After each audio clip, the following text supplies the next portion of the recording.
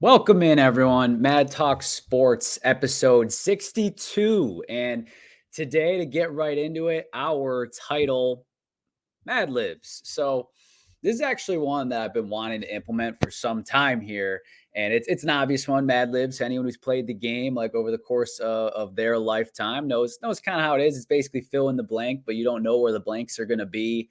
And I got some scrolls in the background there and some people we're going to talk about here today on Mad Libs. So let me minimize that real quick a little bit here.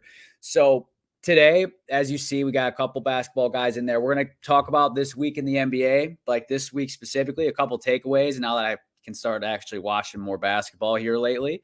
Additionally, I do have a list when it comes to title contention for the NBA right now. So that'll be a fun little exercise. You guys can know exactly where I stand and who's actually got a shot in the league to win it all. And there'll be some surprise additions on there, maybe some surprise subtractions as well. And there's a lot happening in the NFL right now. So we will do Mad Fast to quickly go through a lot of that news. And we might get, like last week, some news while we're on here too. And then the last portion will be doing a Mad Lib. And that's going to be in conjunction with utilizing Chat GPT to make that. So that'll be a fun little exercise. And overall, a lot of good stuff here today. So we can jump right in. Now, like I said, I want to catch up on this past week in the NBA specifically. And first off, I don't always get a chance to watch just like random NBA games, like of teams that I'm not affiliated with or not necessarily like a fan of. And this past weekend, so coming up on a week ago now already, I watched the Clippers. So Kawhi on the one of our cover athletes today watched him and the Clippers go at the Minnesota Timberwolves, which was a sneaky good game. It was basketball Sunday, so I was looking forward to what matchups were on there. There were no Bucks games, so it was a perfect opportunity to tune into a game for some teams that are very interesting and some contenders in the West that we'll talk about later. But that game I specifically enjoyed because of how it was. It was a grinder.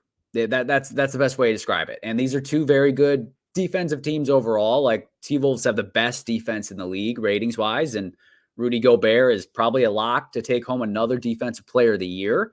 So like we knew they would be going to play defense, but the Clippers, they locked up as well. So this was a really interesting game, a good matchup. Both teams, I believe, shot underneath 40%, which is unheard of, in today's NBA. You don't see that a ton. So it was really interesting just kind of to watch the slow grind down the stretch here. Now, I wish the Clippers had Russell Westbrook. He's obviously out for injury right now, and we don't know how long, if he's going to come back at all, if maybe it's the playoff stretch. We don't know. But you could tell they were missing that spark. And as time goes on, and especially watching the Clippers that game, well, first of all, Paul George had a rough game. Kawhi did pretty good.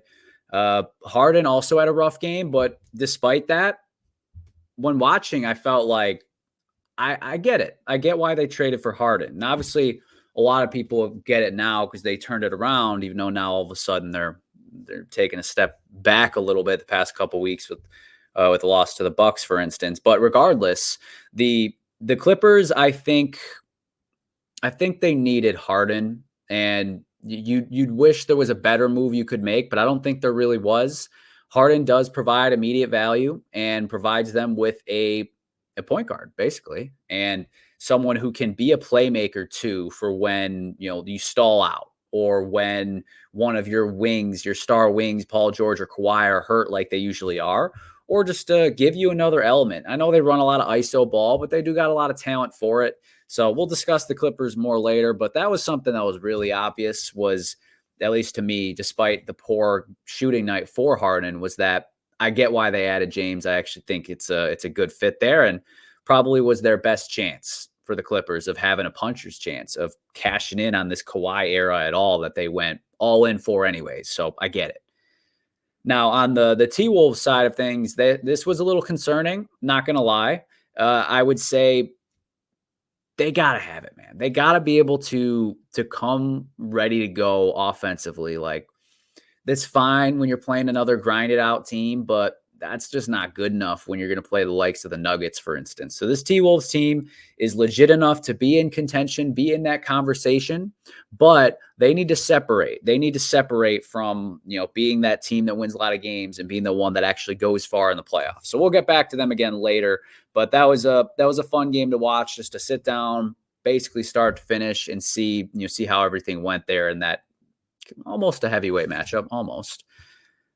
Bucking the trend. So the Milwaukee Bucks are on the up and up, 7-1 since the All-Star break, or maybe it's 6-1, whatever it is. But they did lose to the Warriors last night on the Wednesday night, and that was not a good output from the Bucks. A night or two after the Celtics had absolutely destroyed the Warriors. So outside of that, the Bucks are going in the right direction. Dame has been elevating, as we touched on last week when doing Star Check, is that he's shooting better, he's scoring more, and since then he had that huge game against the Clippers of dropping, I want to say it was 41.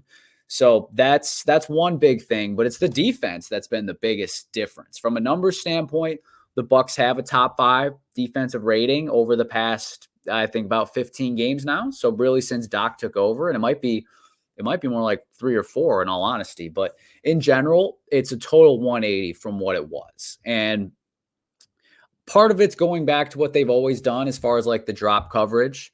So I am curious about that, because that was very effective against certain teams, but not against teams that could shoot the lights out like the Warriors just did to the Bucks. And being very aware of the Celtics, who we will talk about here as well, and the next actual point is on the Celtics, but that's a team that shoots a lot. And the Bucks that's one of their main contenders. That is their main contender in the Eastern Conference. I think that much is obvious. So it is really interesting to see the Bucks kind of go back to what is known, what is safe. I'll be curious to see kind of more so over the course of the remainder of this year and then into a playoff series, how they would adjust versus different types of teams. So speaking of the Celtics, next up here, we've got leaving it up to chance. Luck of the Irish. We've got St. Patrick's Day coming up. But the Celtics, so they're soaring. They were on, like, I want to say like a 10-game win streak, 11-game win streak before their most recent loss. And that's where we're going to get into like the luck part of it and the chance part of it, because the Celtics are, they're doing very well. They obviously have the best record in the league, and they're going to win 60 plus games, but they're 3-point heavy team. And that failed them against Cleveland the other night, in which they surrendered a big lead late. And it's, that comes with the territories. When you get cold, when you're a team that shoots a lot, like that comes back to haunt you. But is it a problem or is it not? Like, because you could argue, like, who cares? Yeah, obviously it's 82-game NBA season. You're going to lose some games. Like, that's just the way the cookie crumbles. Like, that's how it works in basketball. You get enough chances, you get those oddballs where just things don't go your way. But will it translate to being a problem in the postseason? And I think to answer that, you actually have to look at the numbers themselves. So actually looking at the raw data. So again, shout out StatMuse, love it. So many specifics you can look at. This stuff's a little bit more general. But for the Celtics, they shoot a lot of threes. They're number 1 in the league in 3-point attempts per game. And I think it's a little over 42 attempts, which is 3 or 4 full attempts per game more than the next closest team. So they shoot a lot. However, as Kyle would point out if he were on here, we're shooting them very well, which they are. They're number 4 in the NBA in shooting percentage. I want to say it was close to 39%, which is a very efficient clip from 3-point land. So they're doing it well. So for me, I wanted to look backwards, like looking at past champions. Was there a trend? Were they shooting a lot of threes? Were they not shooting a lot of threes? Were they middle of the pack? Were they not shooting a lot, but shooting at a high clip? Was it they were shooting a lot, but at a medium clip? I don't know. So I went back and looked at the 4 previous champions. So let's start all the way back in the bubble. So the basically 2020 NBA Finals. And it's crazy to think that was 4 years ago. In some perspective, like already 4 years ago. And then in others, it's like, man, that was only 4 years ago, because it feels like a lifetime ago to this point. But the Lakers, They were 22nd in the league in attempts per game. So they bottom third as far as actually shooting them. That was a big, people don't necessarily remember. There were question marks about that Lakers team. And that was the big one, is that they weren't great shooters. They didn't shoot a lot. And I'm pretty sure they were middle of the pack in terms of percentage itself. And that switched when they got to the bubble. It switched, and that's when their team took that next step, and that's when all of a sudden they were a championship team. And so that obviously is a team that wasn't very three-point reliant, but was able to turn it on when they needed it. Now the following year, the Bucks, they were 8th in attempts. So the Bucks were definitely a high volume shooting team from three under Budenholzer, which is by design. That's how he was with the Hawks, even with his time back there. But the difference is you had that plus Giannis, who's obviously finishing at the rim a lot. So your attempts dip a little bit, but still a team that shoots a lot. I don't remember exactly where they ranked in percentage. I remember it being at least a decent. But then that was also a team that turned it on when they needed to from three in certain series, that playoff run. So Milwaukee 8th. So now we're seeing a team that does shoot a lot, actually came through with the title. Now, the following year was the one I was most curious on, when the Warriors, we all think about the Warriors as the team that change the game, and specifically Steph Curry, with changing it for the reliance and the relevance, the increasing importance of the three-point shot. So with their most recent championship, they were 3rd in attempts. So they were up there, and they did shoot at a high clip. But something to note in terms of the difference between how many they shot that year versus the Celtics this year is, at that time, the Warriors had shot, it was like, I think it was 37 per game, which is 3rd in the league at the time. Like right now, the Celtics, I believe it's about 42, maybe 42 and some decimal points, or one way or the other. So it is a significant difference there. But overall, still a team that was shooting a lot in abundance from deep. Now, the last year's champion for the NBA, obviously the Denver Nuggets, they were 25th in attempts, which is a little wild to me. I was surprised by that, but they were 4th in percentage. So they were hitting at a high clip. And then in the playoffs, it felt like they could get whatever they want, whether it was open threes, open layups, or just Jokic fading away and throwing up a prayer. So overall, there is zero trend. So I cannot say that the Celtics' three-point reliance in the course of the season says one or the other, because that alone doesn't say. You have to look further. And that is where there is some level of doubt, not concern.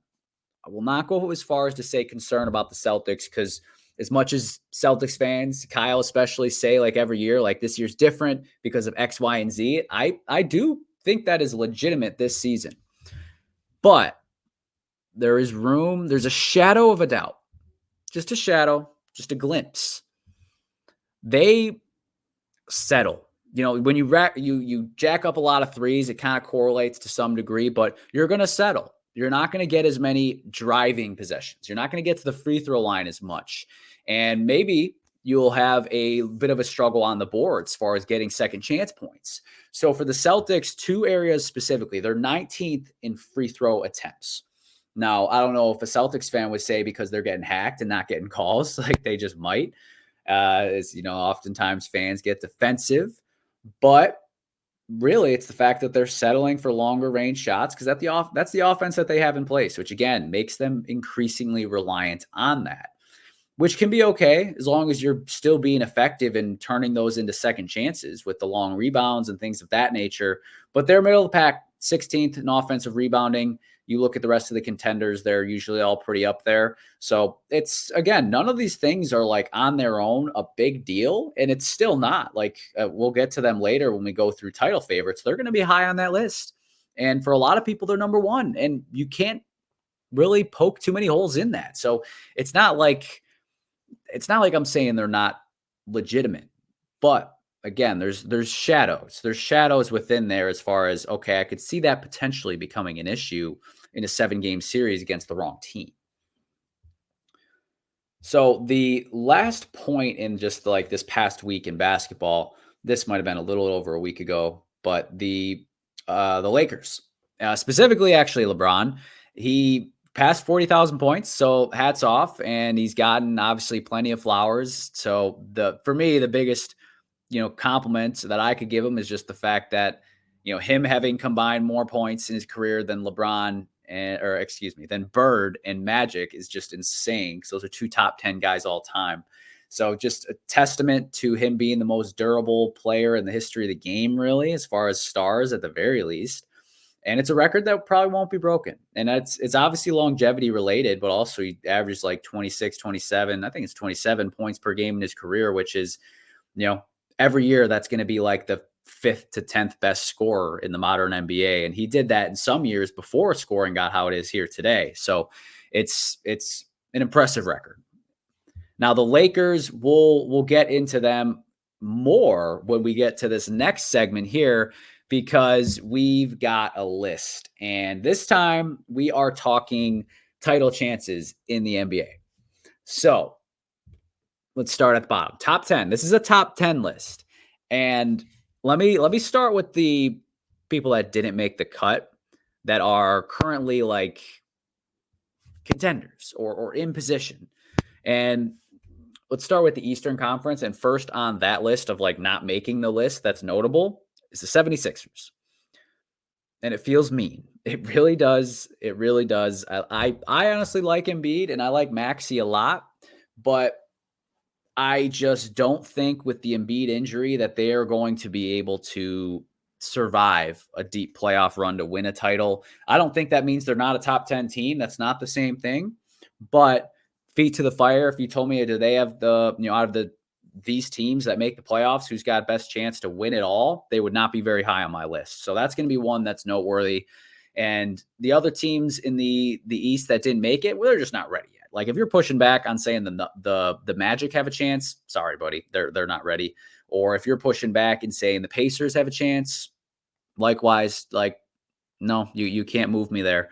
On the Western side of the conference, the biggest omission, the most noteworthy, is probably going to have to be the Warriors because they've done it so recently.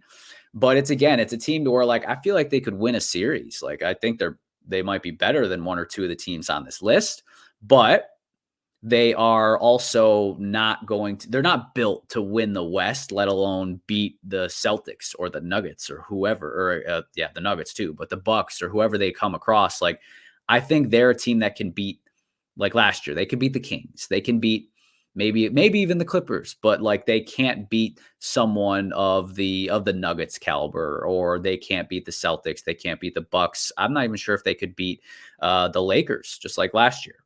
But who did make the list? So number 10, this feels mean, but I think it's justified.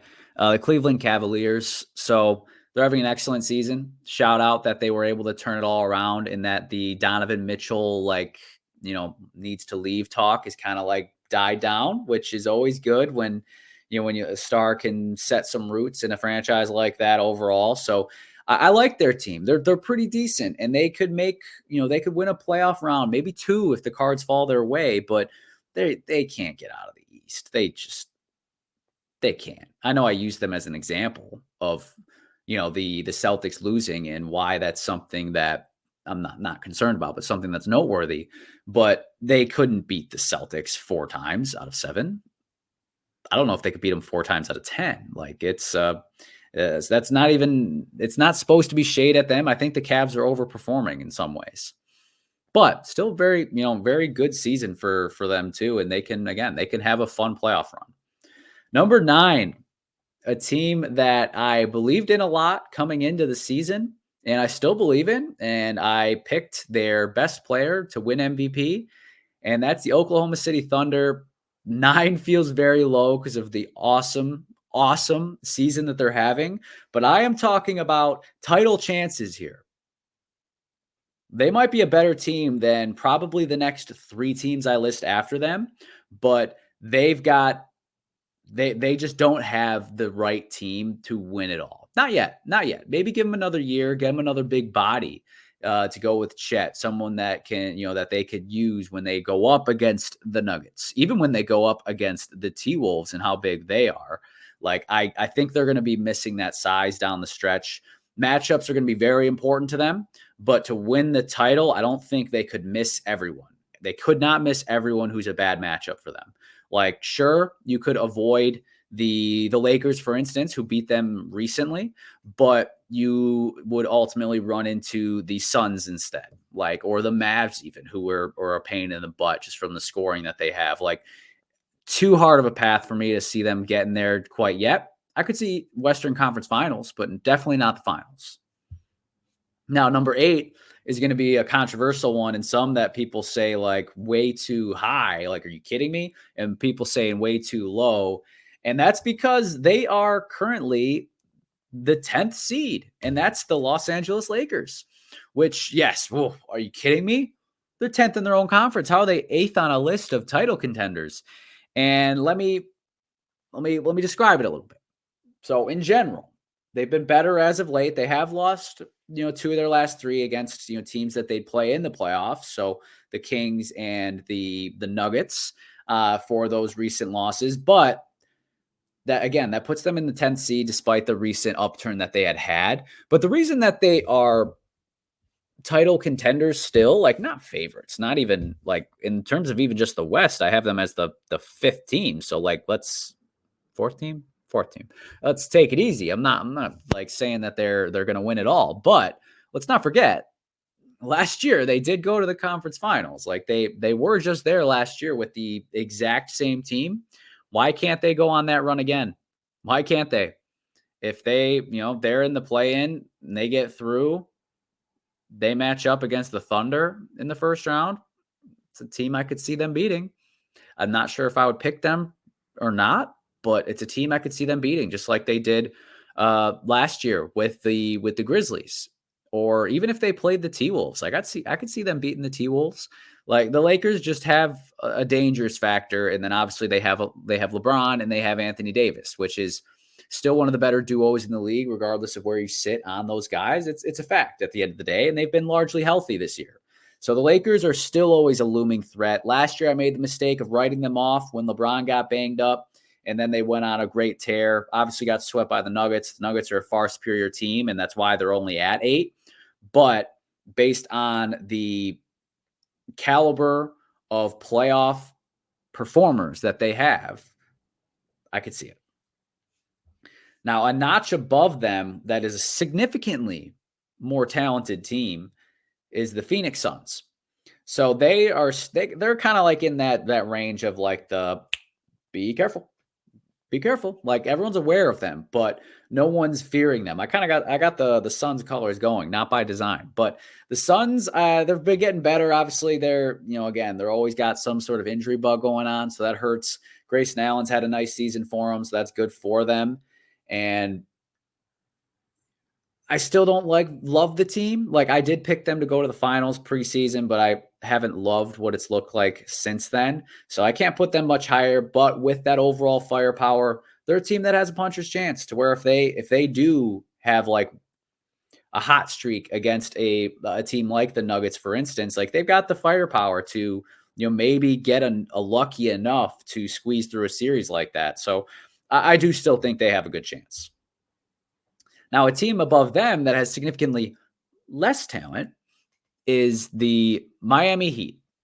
And the number 6, like, it's hard to put them any higher despite like the track record that they have, but they were just in the finals last year. Yes, they've lost some lesser, I don't want to say lesser, but some smaller pieces within the machine, within the Heat culture.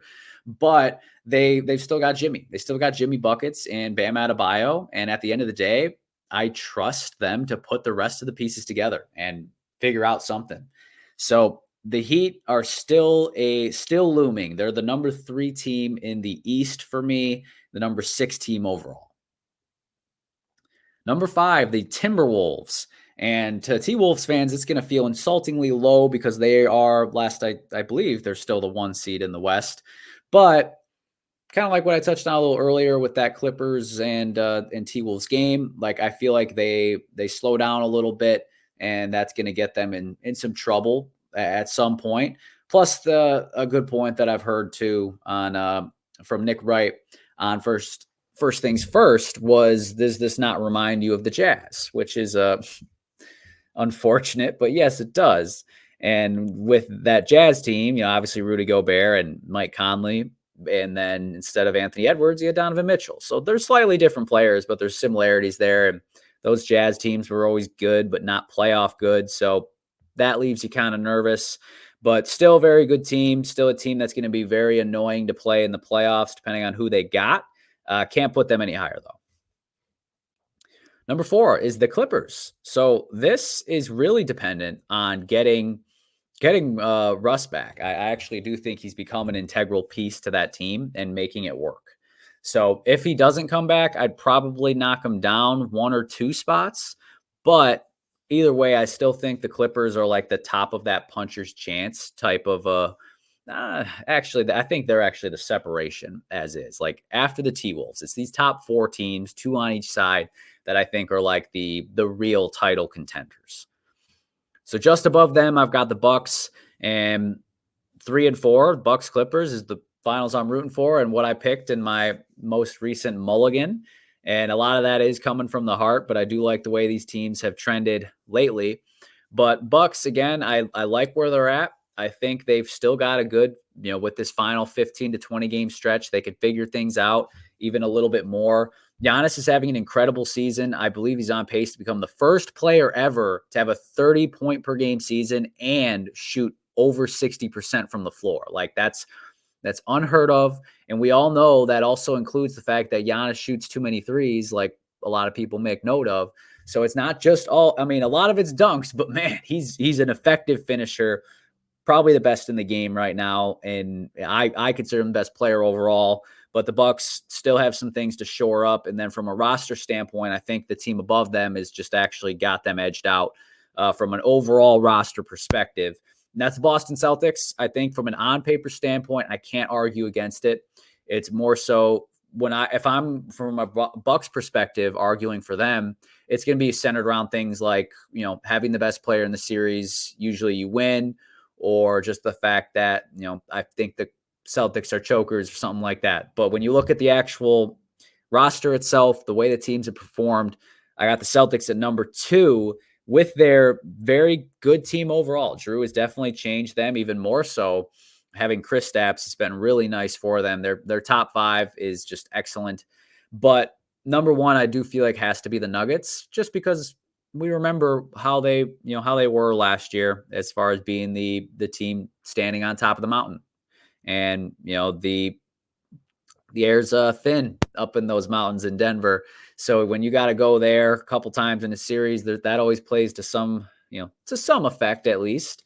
So Nuggets I got as number 1, but I really think that 1 through 4 is the meat of it for the real contenders in the league. That being Nuggets, Celtics, Bucks, and Clippers. I think everyone else is more of a puncher's chance, in my opinion. Okay, well, that wraps up basketball. But one quick thing before we pivot to football, checking in on the NBA logo draft. So the March Madness, the kind of Mad Talk Madness, if you will. So this is the last day of the first round. It's really close between Hornets, Spurs. It was a tie, and now in overtime, it's very close to a tie. And that'll be interesting to see who ends up taking that one. We have our potential first upset. Looks like the Jazz are going to take over the Pelicans in this one, though it is still pretty close, 60-40 split right now. Grizzlies Raptors, same boat there. It's close, but the Grizzlies got the edge of fending off the defending Raptors. So tomorrow, the remaining Elite 8 will be announced, and obviously the winners of these games. And then beginning Monday of next week is when we'll actually get back to voting for that next round. Similar type of style there. So that'll be better matchups. We should get a little bit more variety now that we actually got the cream of the crop. A little bit of hate on the Knicks logo, huh? I was surprised that the Knicks barely edged out the Denver Nuggets. The Knicks were my first overall pick. I like the Knicks logo a lot. But either way, for anyone that has participated in that, I really appreciate it. I hope it's fun. At the end, I'm going to ask what you'd want to see next from that bracket, because I think it's fun and I think it's cool to do some of that stuff. And if anyone hasn't checked it out, go look at the Instagram story at Mad Talk Sports and make sure to put your vote in. Like, let's find out what's the best logo in the NBA. But that wraps up basketball. I am going to take a real quick water break here, and then we will come back for Mad Fast and Mad Libs to close it out.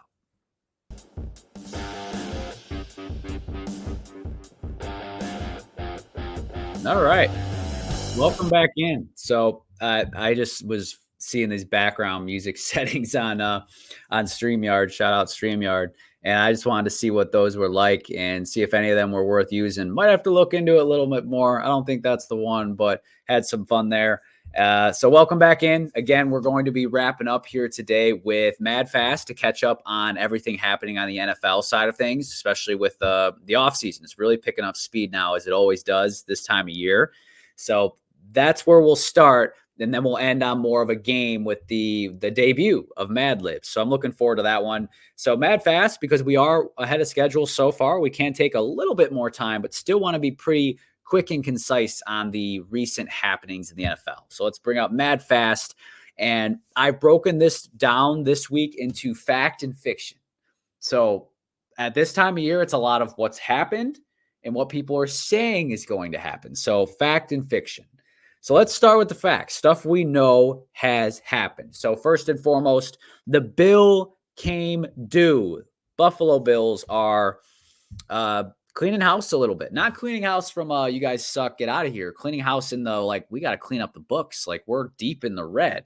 So what they did was they released multiple players, but the most notable is Jordan Poyer, safety, top 10-ish safety in the league.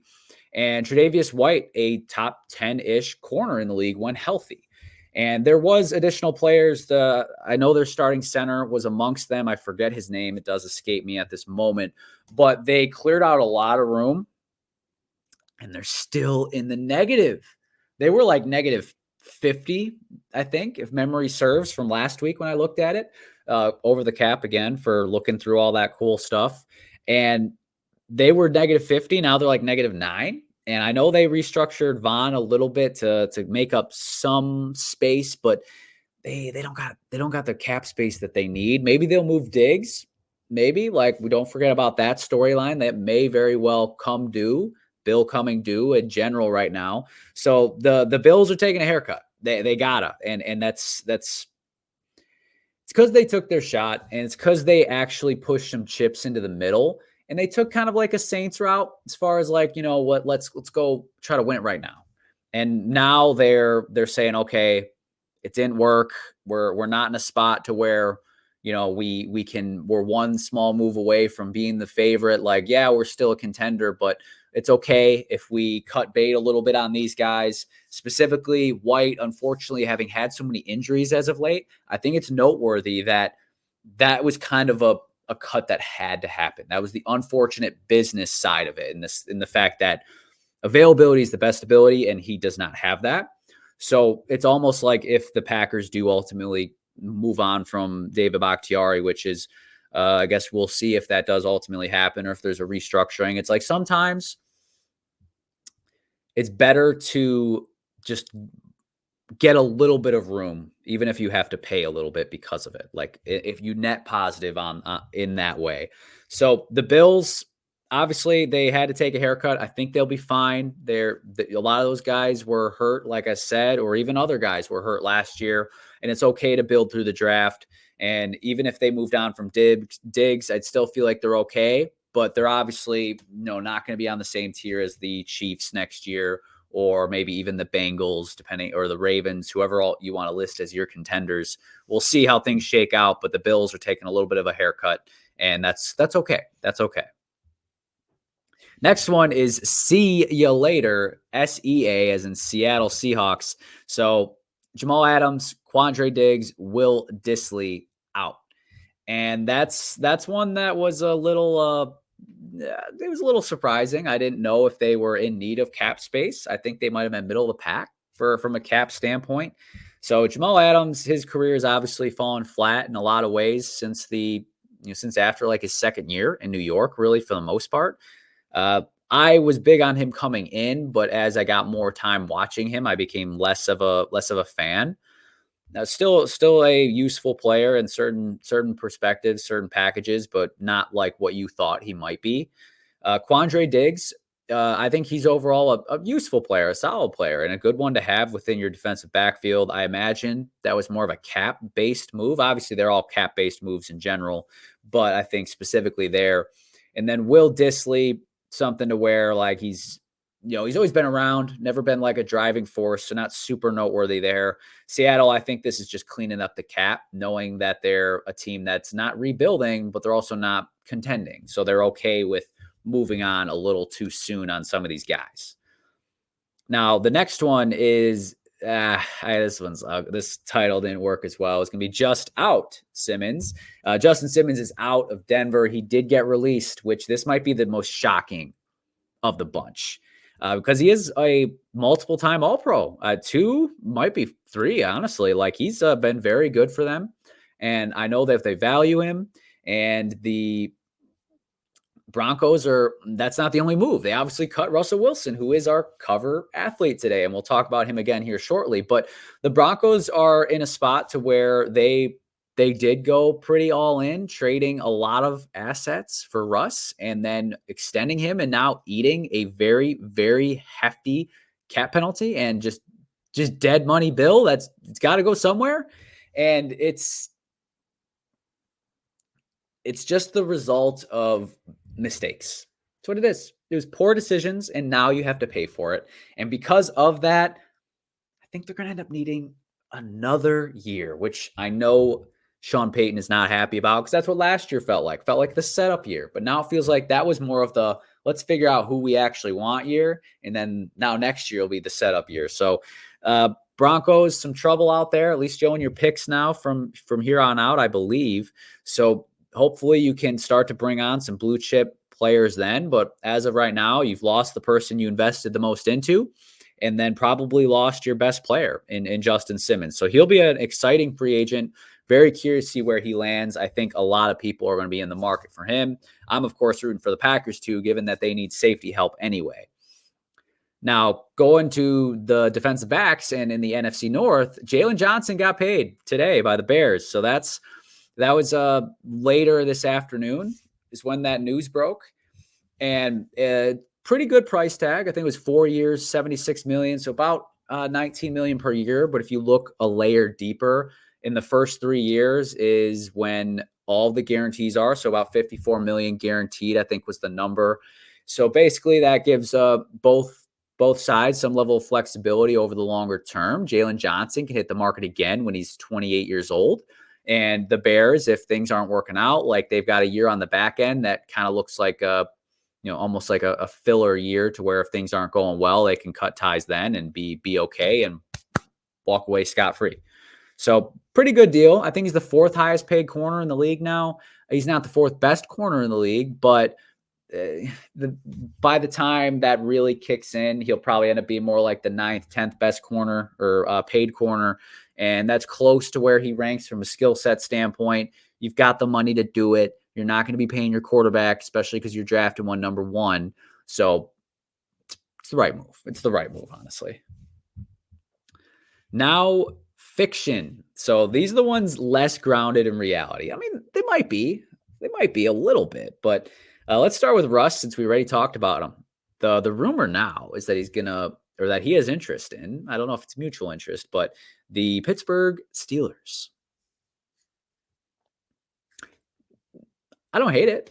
I'm not out on Russ. Like I think he's still a quarterback that can be useful. Like he was fine last year. Like I know again, there's some all 22 stuff where he was less effective than his numbers say. So I'm not like saying, hey, he was a top 10 guy last year. I'm not because he wasn't.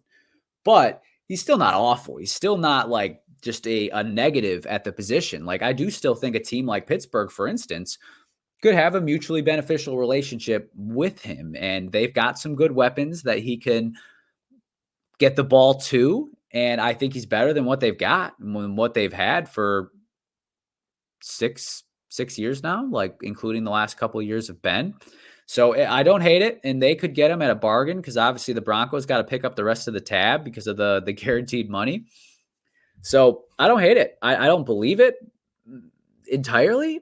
I give it like a 20% chance at best because obviously there's going to be other people looking for some Russell Wilson services too, but I don't really I don't really see the Pittsburgh happening. It'd be cool, and I'd like it, but I don't see it.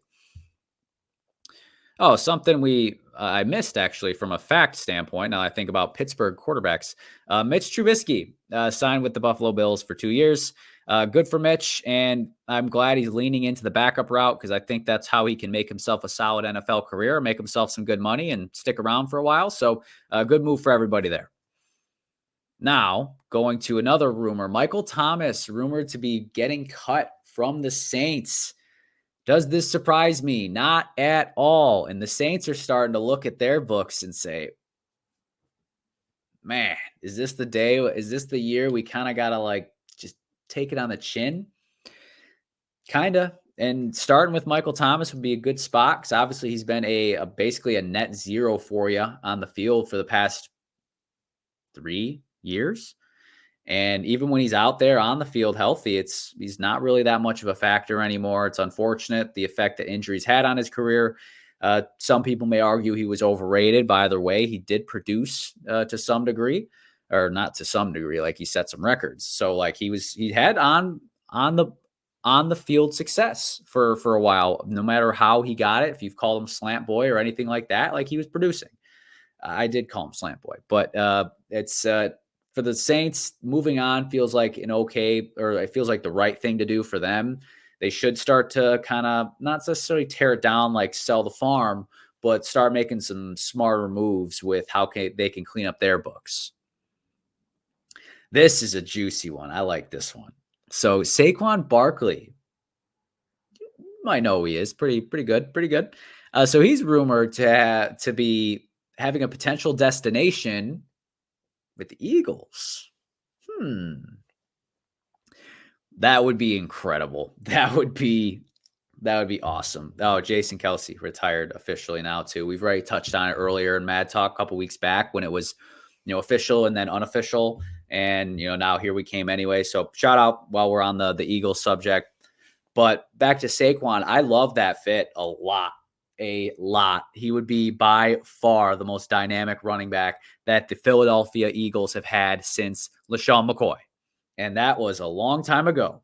And that's including some damn good running backs in the meantime, like DeMarco Murray for a year, and then LeGarrette Blount, and then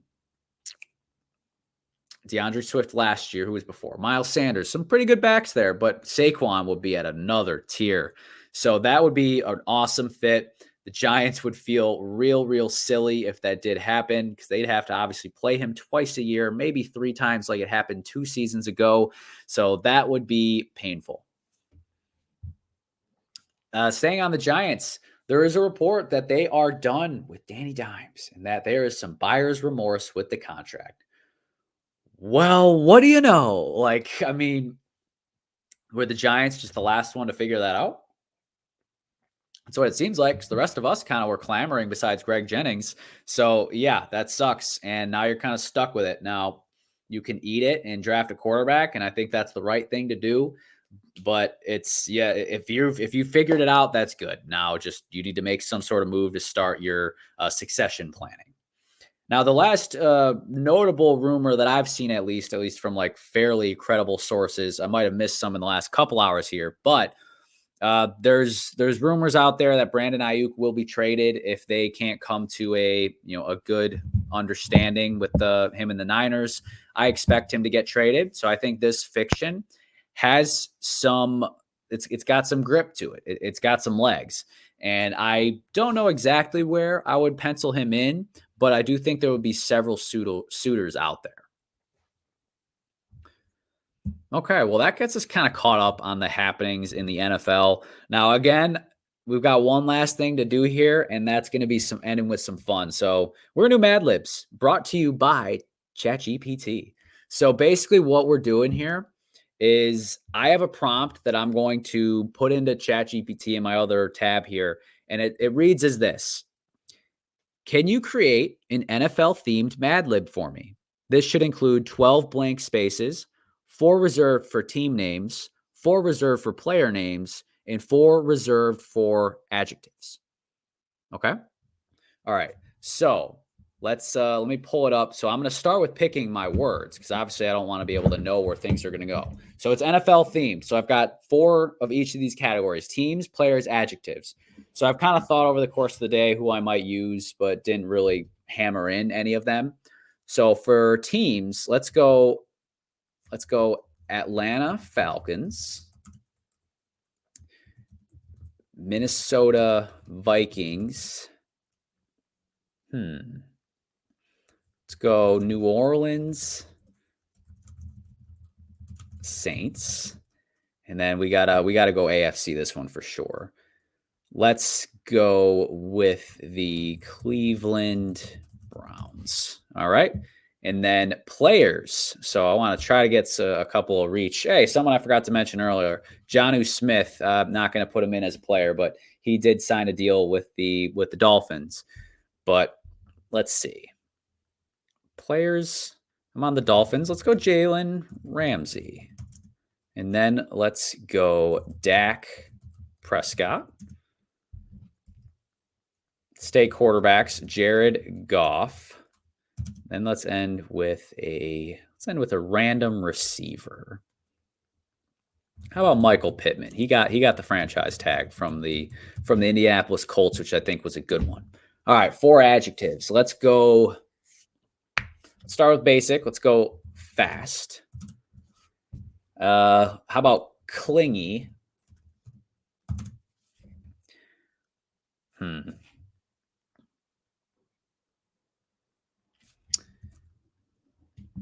Charismatic. A little different on that one. And then let's do a fun one. Gooey. All right. Now let's plug in our prompt, and then I might actually like prompt ChatGPT right afterwards to like make it a little bit more interesting. Okay, let's start with the one they gave us. So first go around. Once upon a time, the Atlanta Falcons were facing off against the fast Minnesota Vikings in a thrilling match. The clingy quarterback, Jalen Ramsey, led his team with precision passing and clever audibles. On the opposing side, the charismatic linebacker, Dak Prescott, wreaked havoc on the offense and his fierce tackles and relentless pressure. As the game reached its climax, the New Orleans Saints mounted a comeback led by their gooey wide receiver, Jared Goff, yikes, who made incredible catches in traffic. But in the end, it was the Cleveland Browns who emerged victorious thanks to the adjective again, gooey performance of their star running back, Michael Pittman, who rushed for over 200 yards and scored the game-winning touchdown. All right.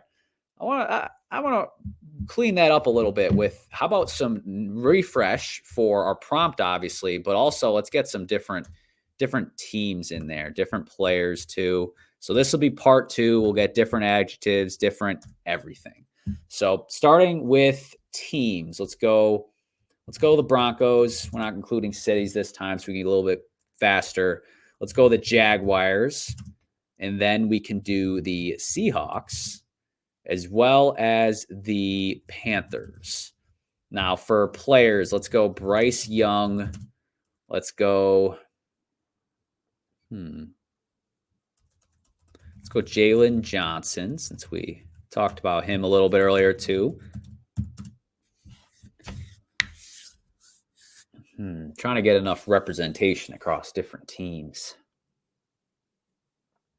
Let's go Zach Martin. We already did a Cowboy, but let's get an O-lineman in there, huh? And then one more, and let's go with Denzel Ward. Get a corner out there. 2 corners out there. All right, and then adjective. Let's go silly.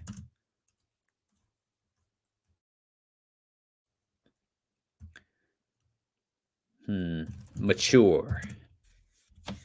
Lazy. And rowdy. All right.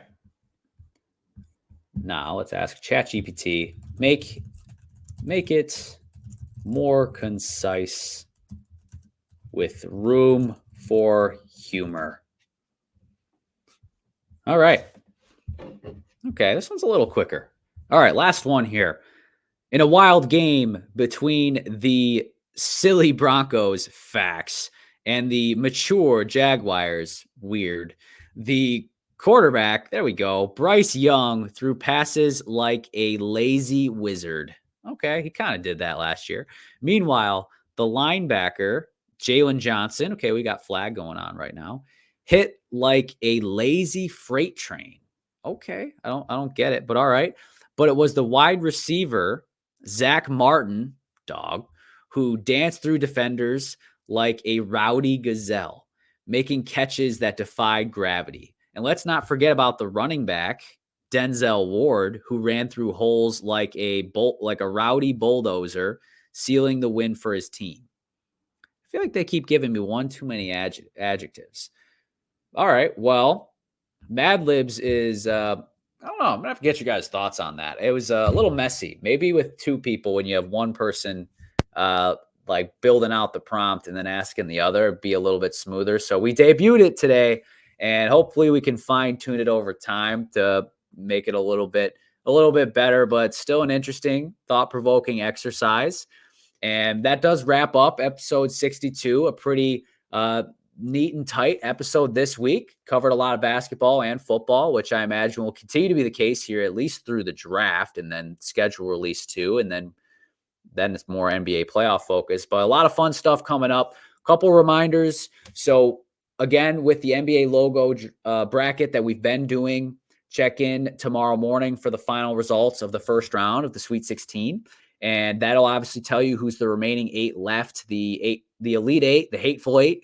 And then Monday is when we'll start doing the next round for those games. And we'll continue on with the same process there. So keep checking in. And in the meantime, make sure to give us a follow. That's always going to be at Mad Talk Sports, regardless of the platform. But that's Spotify, YouTube, and Instagram. We'd encourage you to give us a like, give us a follow, stay in touch, stay in tune. And again, make sure to give your results or influence the results on the polls and give your thoughts on future polls once I send that out too. But thanks again for tuning in. See you for episode 63.